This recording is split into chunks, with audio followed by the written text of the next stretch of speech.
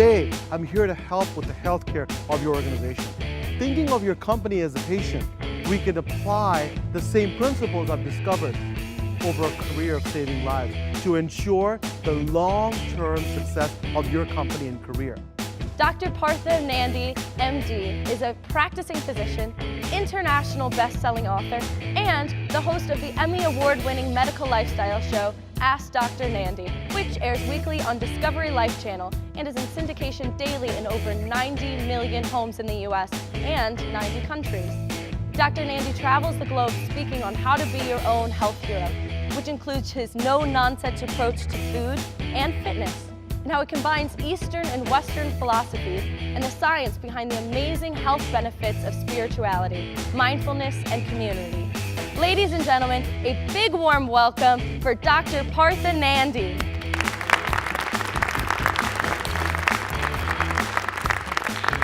I remember this patient like it was yesterday. She led a vivid, productive life. She was the envy of many, giving back to her community, and she enjoyed terrific success. She won awards, created jobs, and served so many customers until it was too late. At first, her health problems were undetected. She muscled on as disease spread beneath the surface, and she ignored the first visible signs and never paid any attention until the condition worsened to the point of no return. Like too many, this strong, able-bodied patient turned from health to sickness in the blink of an eye. Disease overtook this poor soul, and eventually she met a painful, untimely death. She was only 32. Her name was the Enron Corporation. Now, once the paragon of innovation and success, the company employed over 20,000 people at the moment she was pronounced dead. Billions of dollars squandered, dreams shattered, financial security decimated.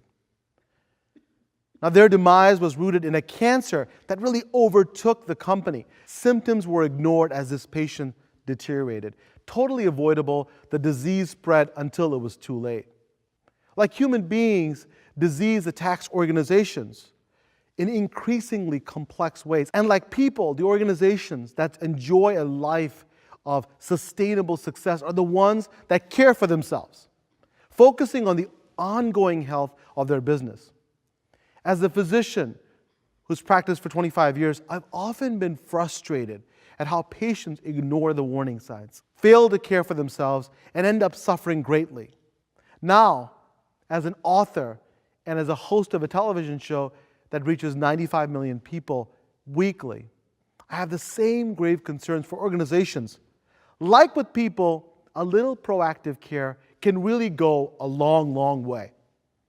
But also like people, temptations, distractions, and apathy too often take their toll. And today, we have far too many unhealthy organizations.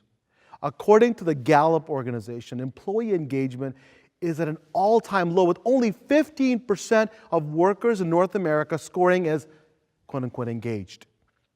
Research from the Society of Human Resource Management indicates that the annual turnover rate for U.S. corporations is a staggering 19%.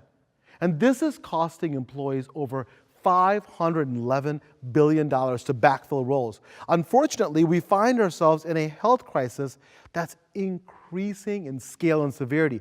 And if our organization and its health isn't corrected, our status as an economic power will be threatened.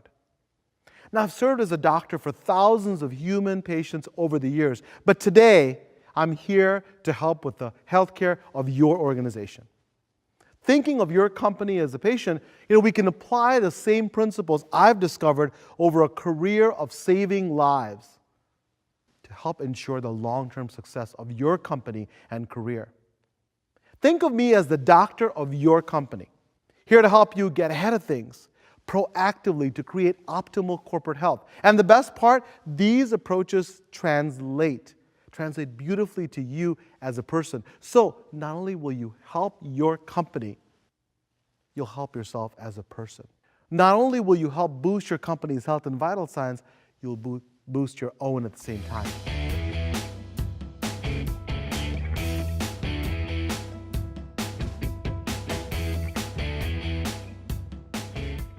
I had the genuine desire to help people. And this started at a very young age when I was 6 years old. I was a young boy in Bangalore, India, just like every young boy driving their parents absolutely crazy and absolutely nuts, until I didn't. All of a sudden, I had a painful ankle that was there but just didn't dissipate, didn't go away. Soon, I lost my appetite, my energy, and my interest in almost all activities. My parents took me to various medical doctors, and they really were fooled. They were at a loss of trying to find out a solution for my problems. I also even went to alternative doctors. And at one time, I was actually covered in garlic for an entire day to solve my problem. Guess what? Didn't help. Didn't help at all. And finally, they really became concerned, and they took me to a specialist. And I went there. I had very low expectations. I said the doctor was going to probably give me a pill or a potion, right? Then I'd go home. But on that day, Dr. Chandrasekhar, still remember his name, told my dad that we have to admit him today. I was shocked. Normally I would go home and everything would be the same. But in this day, Dr. Chandrasekhar said, we have to admit him that day on Christmas Eve. I was very, very nervous. I was frightened. For the next 2 weeks, I was poked and prodded, held down. And to me as a little boy, it was absolutely unbelievable. I felt like I was in a terror zone. But those treatments saved my life, and I realized that. And at that young age, I wanted to do something to be like Dr. Chandrasekhar and my parents, to be like my first health heroes. The best basketball players are not just, the great dribblers or shooters. They have another secret, and one that involves cultivation of the mind. Michael Jordan, Shaquille O'Neal or Shaq, Kobe Bryant have won multiple championships, have done so using their mind and with the help of mindfulness expert George Mumford. Now, Mumford taught these greats and other countless players the technique of mindfulness, where you can get in the zone as a warrior, being mindful and present to create space between the stimulus and the response. So Mumford says, when shooting a basket, instead of saying, I have to make it, just shoot. You've trained your nervous system for such a long time. You just have to let your conscious mind get out of the way. With these skills, these legends have been able to present and create space between the activity so they can observe it and not be controlled by it.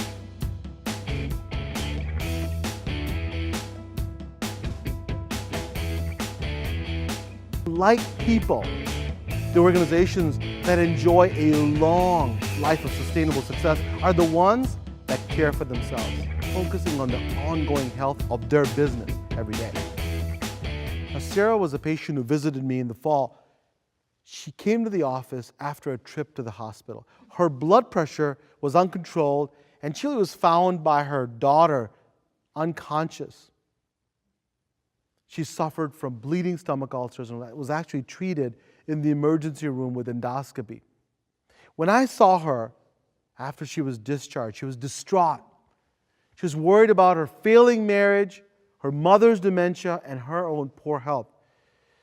I saw her and I said, Sarah, please just give me 5 minutes of each of the 5 pillars, less than 30 minutes a day. Instead of playing with her phone, she meditated. Instead of being firmly planted on that couch, guess what? She walked her dog and stopped visiting fast food restaurants. She defined her purpose and stabilized her life. In the winter, when I saw her again, her blood pressure was controlled. She was thriving, and she could even help her mother to maintain her health. She revitalized her life and became a true health hero.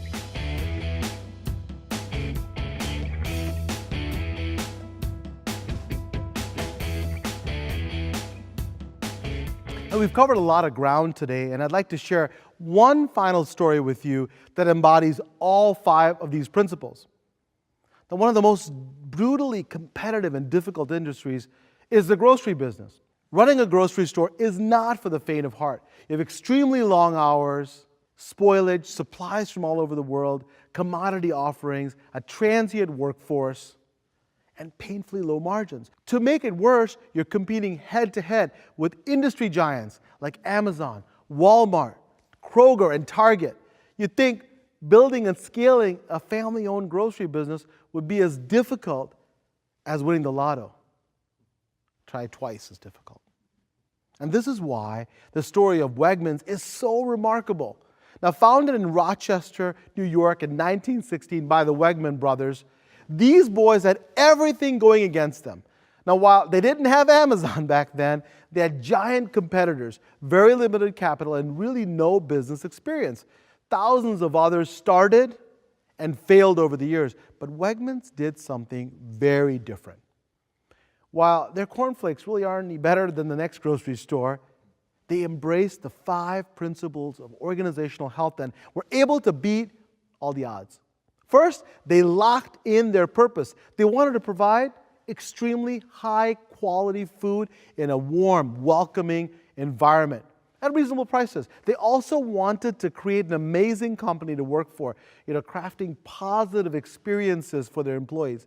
This purpose led them through adversity and helped them chart a path to success.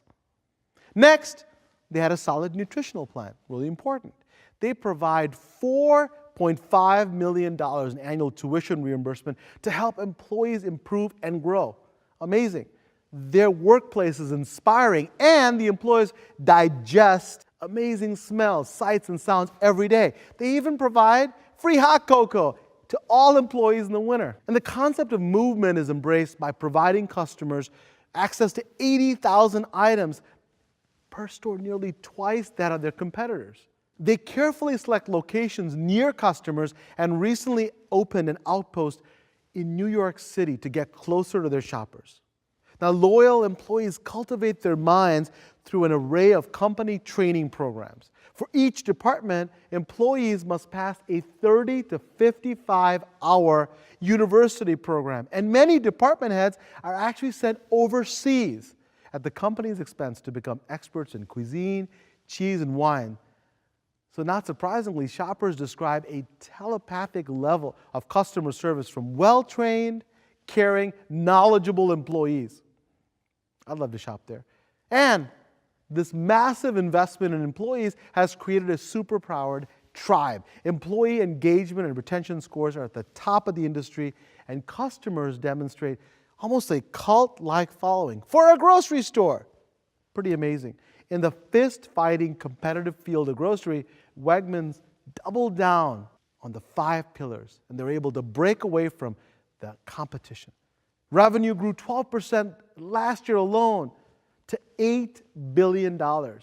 With 47,000 employees in 90 stores, they're now listed as the number 2 place to work by Fortune, only behind Google. And they're number 1 in terms of shopper satisfaction, easily besting Trader Joe's and other specialty markets, while remaining 100% family-owned. As you can see, the 5 pillars of organizational health enabled Wegmans to achieve unimaginable success. Think of what these same principles can do for you to fuel your company and career. By following these 5 pillars, you can achieve success and great health for your company and for yourself.